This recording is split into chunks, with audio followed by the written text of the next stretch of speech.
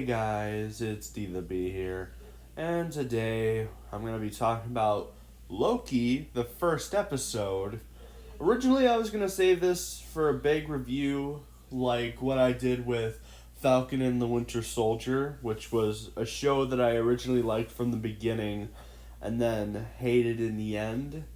So, then I saw the first episode, Loki, and I'm like, no, I need to cover this right away. Who knows?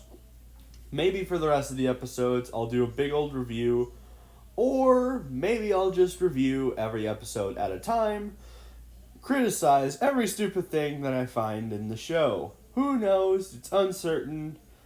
And I know I am a bit late to this because the first episode came out on Wednesday. I was debating to make this a full series review, but I just couldn't help it. It was oy vey, oy vey. This is bad. I don't know. I personally hated this episode, and apparently a lot of people did too. So, I'm gonna get into my thoughts. There's some things I liked about the episode, and then there's other things that I rolled my eyes at and got furious about. So, yeah, let's get into it. So, the first episode opens up with the scene in Endgame where the Avengers from the future arriving to take the Tesseract from Iron Man by giving him a electric heart attack. And of course we also see the Avengers losing the briefcase with the Tesseract, and we get to see Loki leave. So then we transition a bit later from that scene where Loki lands in a desert area of the world. I'm not sure exactly when, but he lands in this desert area of the world and he's caught by the TVA, which is a time organization that prevents alternate universes from happening. And I even researched this. They are actual Marvel characters from the comics. I don't know how to feel about the TVA because we have Doctor Strange, who him and his organization are basically the timekeepers, and then we have the TVA. I don't know. I would have to research the Marvel Cinematic Universe a bit more, or the comics, I don't know. So, yeah, the TVA is a real thing in the Marvel comics. So, the TVA catches Loki and takes him to prison, and Loki is questioning why he is there, and then he is basically taken to different places in the TVA headquarters. First, he is sent to a robot, which is to remove his clothing and replace it with a prison suit. Then comes this guy where he basically has Loki sign everything that he has said. And this scene I'm alright with, I guess, even though I'm not too big on it. I think what mostly sells this scene to me is the cat. I think the cat is one of the only good things in this show.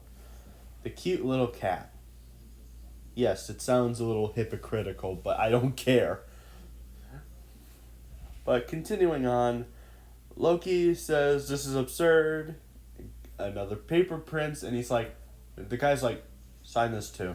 He says another thing, then he gets another paper and say, sign this as well. So then Loki is transferred to a person with like a metal detector of sorts, and they have a joke of if they're a robot or not. And then the last destination, our favorite place to go, a line. A giant line like a bank. And they're forced to get a ticket.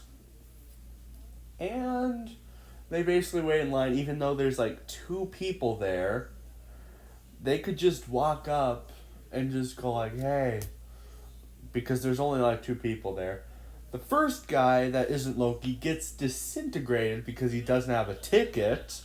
And also on the waiting room, Loki sees this documentary or introduction video of what the TVA is and how and why this is all happening. Which Loki has the perfect reaction to this video because I felt the same way. So then Loki grabs his ticket, then he is sent to trial, and Loki makes a guess that the Avengers are responsible in some way, and the lady is like, we are not talking about the Avengers. What they did was supposed to happen. And I was kind of questioning this from the beginning of the episode, how Loki kind of messed up the timeline and basically changed the outcome and they went after him. I'm like, wait, wouldn't they go after the Avengers too? But then they mention later in the episode that what the Avengers did was supposed to happen and you're not. And I'm like, but they still broke the rules.